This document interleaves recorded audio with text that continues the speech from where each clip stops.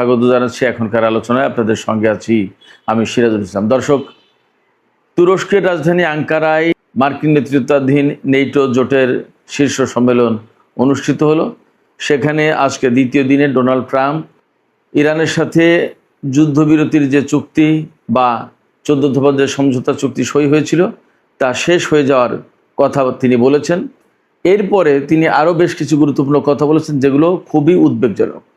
তিনি বলেছেন আজ রাতে ইরানের উপর আরও হামলা হতে পারে এবং তিনি বলেছেন যে খুবই মৌলিক গুরুত্বপূর্ণ অবকাঠামো যেমন বিদ্যুৎ এবং পানি শোধনাগারের উপর হামলা হতে পারে। এরপরে ইরানের যে তেল রপ্তানির প্রধান কেন্দ্র খার্ক দ্বীপ তার উপরে গত রাতে হামলা চালিয়েছে এবং আজকে আবার হামলা চালাতে পারে।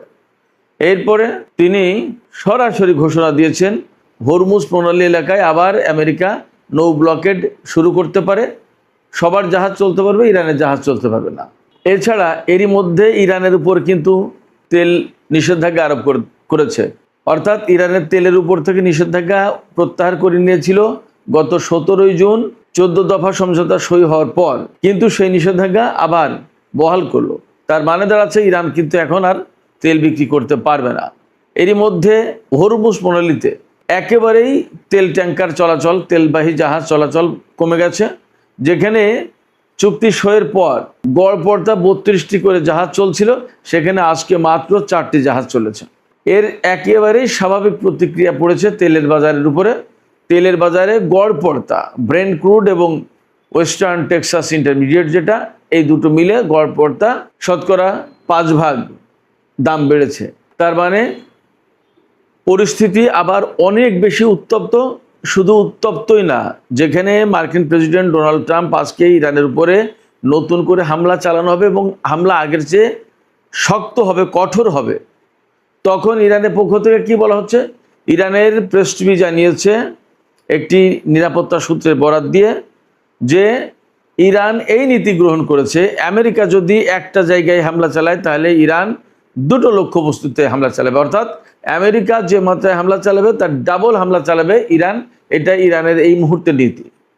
বাস্তবতা হচ্ছে ইরান যখন তার সর্বোচ্চ নেতাকে জানাজা এবং দাফনের চূড়ান্ত প্রস্তুতি নিচ্ছে, অর্থাৎ আগামীকাল দাফন, সেই মুহূর্তে আমেরিকা ইরানের উপর নতুন করে যুদ্ধ চাপিয়ে দেওয়ার ব্যবস্থা পাকাপোক্ত করছে। এখানে সবচেয়ে বড় প্রশ্ন হয়ে দেখা দিয়েছে, এই যুদ্ধ কি ছোটোখাটো পর্যায়ে থাকবে নাকি ইসরায়েল জড়িয়ে যাবে এবং বড় রকমের সংঘাত শুরু হবে? পিট হেগসেথের ইসরায়েলি সফর বাতিল করা কিন্তু একটা গুরুত্বপূর্ণ ইঙ্গিত। সুপ্রিয় দর্শক, এখন আমি এই সমস্ত বিষয় নিয়ে বিস্তারিত আলোচনা করব, বিশেষ করে ইরানের যে সামরিক প্রস্তুতি এবং ডোনাল্ড ট্রাম্প যে কিভাবে হামলা চালাতে চাইলেন, এই সমস্ত বিষয় নিয়ে আমি একদম ডিটেলস আলোচনা করার চেষ্টা করব।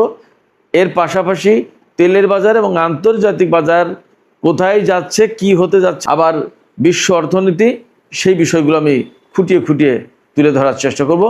আশা করি আপনারা শেষ পর্যন্ত সঙ্গে থাকবেন। একই সাথে আমি এই কথাও তুলে আনার চেষ্টা করব যে পাকিস্তান, বিশেষ করে পাকিস্তান সরকার ইরান এবং আমেরিকার মধ্যকার যুদ্ধবিরতির ব্যাপারে যে মধ্যস্থতা করেছে এবং যে সফলতা অর্জন করেছিল তা কি ম্লান হয়ে যেতে বসেছে, এ বিষয়েও আলোচনা থাকবে। আশা করি আপনারা শেষ পর্যন্ত সঙ্গে থাকবেন।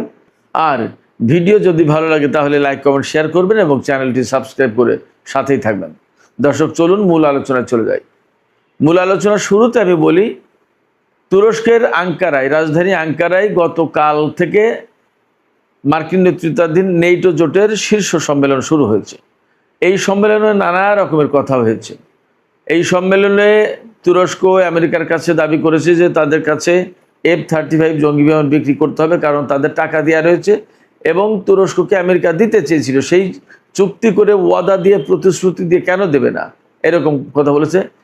এই ব্যাপারে ইসরায়েলের প্রধানমন্ত্রী বেনিয়ামিন নেতানিয়াহু বলেছে যে না, তুরস্ককে F-35 যুদ্ধ বিমান দেওয়া যাবে না, কারণ তুরস্ক আমেরিকার সেই মানের বন্ধু না, ততটা বিশ্বস্ত বন্ধু নয়। তার মানে মাঝে মাঝে যে দোকান ইসরায়েলের প্রধানমন্ত্রী বেনিয়ামিন নেতানিয়াহুকে কিছু লক্ষ্য করে কিছু সমালোচনামূলক বক্তব্য দেয়, এই কারণে এরদোগান একদম পরীক্ষায় পাশ করা বন্ধু না। যদিও ইসরায়েলের সাথে তুরস্কের সব ধরনের মোটামুটি লেনদেন চলে, তারপরেও তুরস্ক ইসরায়েলের বা আমেরিকার পরীক্ষিত বন্ধু হতে পারেনি এখনও। কিন্তু এরদোগান এখনও নেটো জোটে থাকেন, তিনি আমেরিকার কাছ থেকে F-35 নেওয়ার চেষ্টা করেন এবং ইসরায়েলের সাথে সম্পর্ক মোটামুটি মেনটেন করেই চলেন। যাই হোক তাই হোক, মধ্যপ্রাচ্য এবং সিরিয়ার পরিস্থিতি কি করে দিয়েছে আপনারা তো সবাই জানেন। সেখানে এই যে আল সারাকে বা জোলানি, তাকে ক্ষমতায় আনিয়ে কি অবস্থা করছে, এবং ইসরায়েল তো সিরিয়াকে প্রায় পুরোটাই কন্ট্রোল করার অবস্থায় চলে গেছে।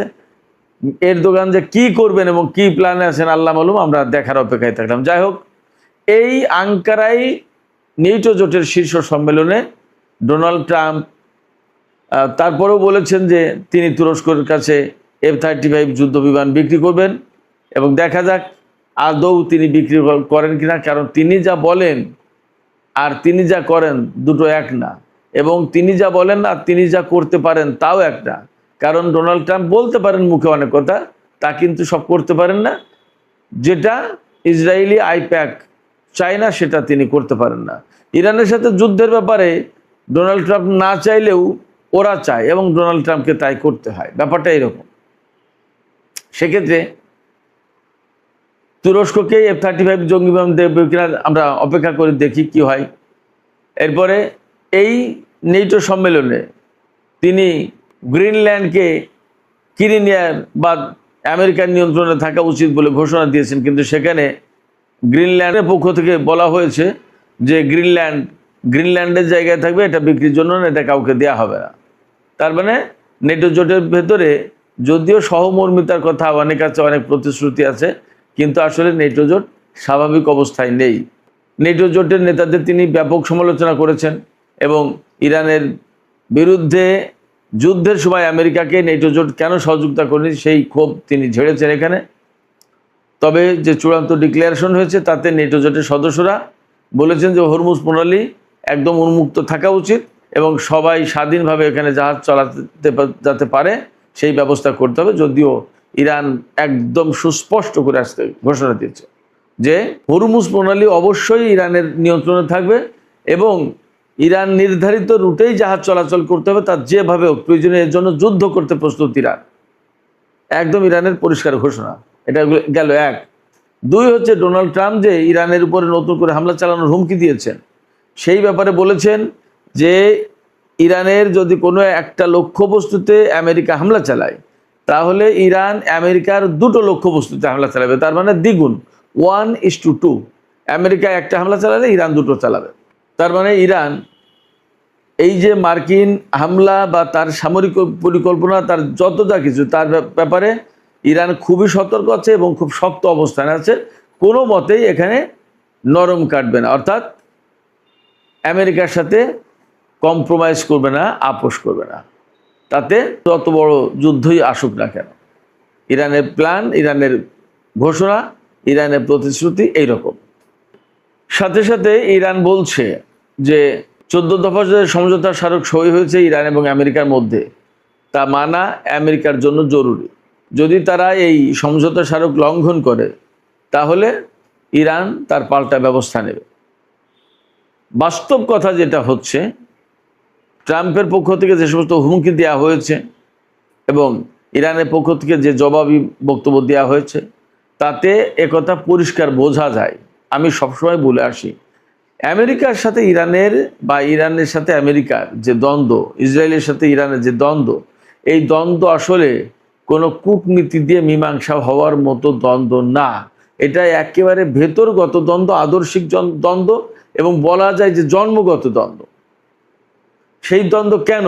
সেই দ্বন্দ্ব যে কয়টা কারণে, তার একটা কারণ হচ্ছে যে ইসরায়েল হচ্ছে আল আকসা দখলকারী একটা দেশ, আল কুদস দখলকারী একটা দেশ। ফিলিস্তিনিদের উচ্ছেদ করে দিয়ে ভূমি জবরদখল করে একটা ইহুদি রাষ্ট্র প্রতিষ্ঠাকারী একটা দেশ। এরপরে আমেরিকা সেই শক্তিকে পেট্রোনাইজ করে এবং সেই শক্তিকে এই মধ্যপ্রাচ্যে আপার হ্যান্ডে তুলে তাকে দিয়ে মধ্যপ্রাচ্য কন্ট্রোল করায়। মধ্যপ্রাচ্যের কোনো দেশকে শান্তিতে থাকতে না দিয়ে ইরানের বিরুদ্ধে ম্যাক্সিমাম আরব কান্ট্রিকে লাগিয়ে দিয়েছে। এগুলো ইরানের অভিযোগ বা প্রেক্ষাপটটা এইরকম। সেক্ষেত্রে ইরানের সাথে ইসরায়েল বা আমেরিকার যে সমস্ত দ্বন্দ্ব, এ শুধু একটা বা 2টা কূটনৈতিক বৈঠকে শেষ হবে, এটা ভাবার কোনো কারণই নেই। এটা প্রকৃতপক্ষে পরমাণু বিষয় নিয়ে মূল দ্বন্দ্ব না, তেল গ্যাস খনিজ সম্পদ এই সমস্ত নিয়ে মূল দ্বন্দ্ব না। সবচেয়ে বড় যে দ্বন্দ্ব, আসল যে জায়গা, সেটা হচ্ছে আদর্শিক। অর্থাৎ ইরানে ইসলামী বিপ্লবী সরকার থাকবে কিনা, ইরানে ইসলামী বিপ্লব টিকে রাখা হবে কিনা, এইগুলো হলো আমেরিকা এবং ইসরায়েলের মূল প্রশ্ন। আর ইরানের প্রশ্ন হচ্ছে এগুলো তো থাকবেই, এইগুলো নস্যাৎ যারা করতে আসবে তাদের এগেনস্টে ইরানের চূড়ান্ত লড়াই হবে, যুদ্ধ হবে। তারা সেইভাবেই সামরিক দিক দিয়ে প্রস্তুতি নিয়েছে। আজ বছরের পর বছর, যুগের পর যুগ কত দেশের সাথে দ্বন্দ্ব সংঘাত হয়, আবার কিন্তু মীমাংসা হয়ে যায়, মিলে যায়। কিন্তু ইরানের সাথে এই মীমাংসা বা মিলে যাওয়ার কিন্তু প্রশ্ন এই পর্যন্ত আসেনি, বরং দিন দিন দিন দিন সেগুলো শক্ত হতে হতে হতে এখন চূড়ান্ত বিস্ফোরণ ঘটেছে। এবং আমি সেই কারণে বলি যে আমেরিকার সাথে ইরানের যে চুক্তি সমঝোতা হয়েছে, এগুলো দিয়ে আমরা আশা করি যে দুনিয়ায় শান্তি আসুক, শান্তি চুক্তি হোক, স্থিতিশীলতা ফিরে আসুক, মানুষ নিরিবিলি বসবাস করুক, আন্তর্জাতিক বাজার স্থিতিশীল হোক, সব কিছু ঠিকঠাক হোক। কিন্তু বাস্তবতা হচ্ছে এর পেছনে যে কথা থেকে যায় সবসময়, অন্তত আমার মনের ভেতরে যে কথা থাকে, সেটা হচ্ছে এই আমেরিকার সাথে ইসরায়েলের সাথে ইরানের মীমাংসা হবে না, এবং যা কিছু হওয়ার তা চূড়ান্ত যুদ্ধের ভেতর দিয়েই হওয়ার সম্ভাবনা যথেষ্ট বেশি। ফলে এই যে মাঝখানে যে যুদ্ধবিরতি সমঝোতা স্মারক, আবার 60 দিনের ভেতরে নতুন পূর্ণাঙ্গ চুক্তি, ইরানের উপর থেকে এটা সেটা বহু কিছু করবে, আসলে বাস্তবতা হচ্ছে এগুলো বলে কিন্তু করবে না। করলে ইরান শক্তিশালী হবে। সমঝোতা স্মারকের যতগুলো দফা আছে তার প্রত্যেকটা দফা বাস্তবায়ন করলে ইরান লাভবান হবে, ইরান শক্তিশালী হবে। এটা কোনো মতেই ইসরায়েল হতে দেবে না, ইসরায়েল চায় না। সেক্ষেত্রে ডোনাল্ড ট্রাম্প এখন যে ঘোষণা দিচ্ছেন যে ইরানের উপরে আরও কঠোর হামলা হতে পারে, আজ রাতেই হামলা হবে, ইরানের যে ডিস্যালিনেশন যে প্রজেক্ট সেগুলোর উপর হামলা হবে, অর্থাৎ লবণাক্ত পানি প্রক্রিয়া করে পানযোগ্য করে তোলার যে প্রকল্প তার উপর হামলা করবে। দেখেন, একেবারেই মানবিক ব্যাপার। এইটা কি সামরিক লক্ষ্যবস্তু হওয়া উচিত? তার পানি লবণাক্ত মুক্তকরণের যে প্রজেক্ট, এটা কি সামরিক লক্ষ্যবস্তু হওয়া উচিত? আমেরিকা তার উপর হামলা চালাবে। তার মানে কি ইরানের বেসামরিক অবকাঠামো ধ্বংস করে দিয়ে যে দেশের জনগণের উপরে একটা শাস্তিমূলক ব্যবস্থা নিতে চায়। তো যার কারণে ইরানকে অবশ্যই এখানে পাল্টা ব্যবস্থা নিতে হবে। ইরানের উপরে যুদ্ধ চাপিয়ে দেয়া তার মানে ইরানকে মার দেয়া। আমাকে আপনাকে যদি কেউ মারতে আসে তাহলে সেটা অপমান না? এই অপমান কি ইরান চুপচাপ বসে বসে দেখবে, সহ্য করবে? তা মোটেই না। ফলে অনেক বড় যুদ্ধ আবার শুরু হওয়ার আশঙ্কা তৈরি হলো, এবং এই আশঙ্কাকে সামনে রেখে, মাথায় রেখে ইরান তার প্রস্তুতিটা সেইভাবেই নিচ্ছে। যদিও ইরানের সর্বোচ্চ নেতার জানাজা দাফনের অনুষ্ঠান চলছে, কিন্তু তার যুদ্ধ প্রস্তুতিও কিন্তু থেমে নেই। ইরানের জাতীয় সংসদের স্পিকার বাকের কলিবাফ গতকাল কিন্তু পরিষ্কার করে বলেছেন, ইরানের বিরুদ্ধে যারা এই ধরনের যুদ্ধ চাপিয়ে দেওয়ার চেষ্টা করবে, বা ইরানের সর্বোচ্চ নেতাকে যারা হত্যা করেছে, বা ইরানের জনগণকে যারা হত্যা করেছে, তাদের কাউকেই বিচারের আওতায় আনতে কুণ্ঠাবোধ করবে না। ইরান চেষ্টা করবে তাদেরকে শাস্তির আওতায় আনা হবে। আর ইরানের সামরিক কমান্ডাররা তো বলছেই যে বিন্দু মাত্র ভুল হিসাব নিকাশ করলে আমেরিকাকে তার জবাব পেতে হবে ইরান থেকে। তার মানে নতুন করে আমি একদম পরিষ্কার হচ্ছি, বা আমার দৃঢ় বিশ্বাস হচ্ছে যে আবার আমেরিকা এবং ইরানের সাথে যুদ্ধ শুরু হয়ে যেতে পারে। এবং এই যুদ্ধ শুরু হলে হরমুজ প্রণালী বন্ধ হবে। হরমুজ প্রণালী বন্ধ হলে আবার তেলের বাজার অস্থিতিশীল হবে, গ্যাসের দাম বেড়ে যাবে, আন্তর্জাতিক অর্থনীতি ঝুঁকির মুখে পড়বে, অস্থিতিশীল হবে, স্টক মার্কেটে ধস নামবে। এরপরে আমাদের মতো তৃতীয় বিশ্বের যে সমস্ত দেশ আছে তারা সবচেয়ে বড় বেশি ক্রাইসিসের মধ্যে পড়ে যাবে। আমাদের যে সমস্ত জনশক্তি রয়েছে, বিশেষ করে মধ্যপ্রাচ্যের বিভিন্ন দেশে, তারা ঝুঁকির মুখে পড়বে, তারা কষ্টের মধ্যে পড়বে, এবং তাদের চাকরি, তাদের কর্মসংস্থান নষ্ট হওয়ার সম্ভাবনা বা আশঙ্কা থেকে যাচ্ছে। এছাড়া পাকিস্তান, কাতার বা আরও যে সমস্ত দেশ এই যুদ্ধবিরতির ব্যাপারে মধ্যস্থতা করেছিল, তাদের জন্য এখন মানসম্মানের ব্যাপার হয়ে গেল। কারণ আমেরিকা যখন এই চুক্তি রাখছে না, ভেঙে দিচ্ছে বা ভেঙে দেওয়ার কথা বারবার বলছে, তখন তাদের জন্য একটা প্রেস্টিজের ব্যাপার হয়ে গেল। তারা এত চেষ্টা তদবির করে একটা চুক্তি করলো, এবং চূড়ান্ত চুক্তির দিকে যেখানে যাচ্ছিল সেই জায়গায় আবার এখন নতুন করে যুদ্ধ, এবং ডোনাল্ড ট্রাম্পের পক্ষ থেকে বলা হলো ডিল ইজ ওভার, চুক্তি শেষ। এখন নতুন করে আজকে একদম ঘোষণা দিয়ে ইরানের উপর হামলা চালানোর কথা বলছে। তাহলে এই যে যারা মধ্যস্থতা করেছিল তাদের মুখ থাকে কোথায়? এটা তো প্রেস্টিজের ব্যাপার। এবং পাকিস্তান যে এই যুদ্ধবিরতির চুক্তি করিয়ে মধ্যস্থতা করিয়ে একটা কূটনৈতিক একটা বিশাল সফলতা অর্জন করছিল, এই সফলতা আসলে কেউ কেউ পছন্দ করছে না, এটাও আর একটা বাস্তবতা। এবং যারা যারা পছন্দ করছে না তার ভিতরে একদম সরাসরি বললে ভারত এবং ইসরায়েল আছে। সেক্ষেত্রে ইরান এবং আমেরিকার মধ্যকার এই উত্তেজনা নিয়ে পাকিস্তান এখন একরকমের বাজে অবস্থার ভিতরে পড়েছে, একটা মান সম্মান চলে যায় এরকম একটা অবস্থার ভেতরে পড়েছে। সুপ্রিয় দর্শক, চলমান যে পরিস্থিতি, সেই পরিস্থিতিতে এখন আসলে খুব বেশি কিছু করার নেই। তবে একটা কাজ করা যায়, রাশিয়ার প্রেসিডেন্ট ভ্লাদিমির পুতিনের সাথে মাঝে মাঝেই ডোনাল্ড ট্রাম্প আলোচনা করেন এবং পুতিনের কথা বেশ শোনেন। পুতিন এবং চীন যদি ডোনাল্ড ট্রাম্পকে চেপে ধরে তাহলে চুক্তি বাস্তবায়ন করতে বাধ্য হবে এবং নতুন করে আর যুদ্ধের আশঙ্কা তৈরি হয় না। তবে তারা করবেন কিনা সেটা নিয়ে আমার সন্দেহ আছে। এই কারণে আমি সবসময় বলি যে প্রেসিডেন্ট পুতিন এই এককেন্দ্রিক বিশ্ব ব্যবস্থাকে পরিবর্তন করে দেওয়ার জন্য, বদলে দেওয়ার জন্য একটা বিশেষ মিশন পরিচালনা করছেন। তার সাথে যুক্ত আছে ইরান এবং চীন। সেক্ষেত্রে ডোনাল্ড ট্রাম্প যত ভুল করবে, যত যুদ্ধ করবে, যত মিসক্যালকুলেশন করবে, যত ইরানের সাথে দ্বন্দ্বে যাবে, ততই এই এককেন্দ্রিক বিশ্ব ব্যবস্থা পরিবর্তনের প্রক্রিয়া গতিশীল হবে।